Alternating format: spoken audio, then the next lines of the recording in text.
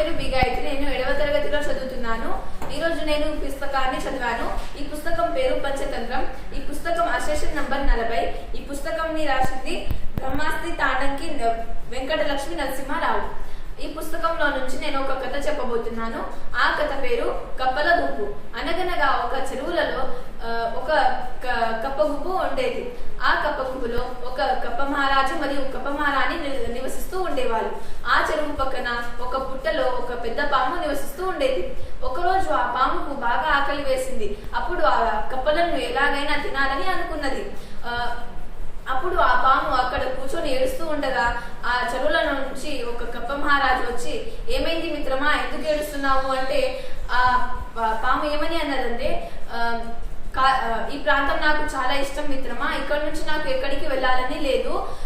ఈ కొద్ది రోజుల తర్వాత ఈ చెరువు ఎండిపోతుంది. ఇక్కడ నుంచి మనం త్వరగా ఇక్కడ నుంచి వెళ్ళిపోవాలి అని పాము కప్పకు అన్నది. అయితే కప్ప సరే మిత్రమా, ఇక్కడ నుంచి తొందరగా వెళ్ళిపోదామని అన్నది. కొద్దిసేపటి తర్వాత ఆ పాము భుజం పైన ఆ కప్పల గుంపు మొత్తం కూర్చొని బయలుదేరాయి. కొద్దిసేపటి తర్వాత దారి మధ్యలో ఆ పాముకు బాగా ఆకలి వేసింది. అప్పుడు ఆ కప్పలను ఒక్కొక్క కప్పలను మింగేసింది. ఆ పాము ఆకలి తీరింది.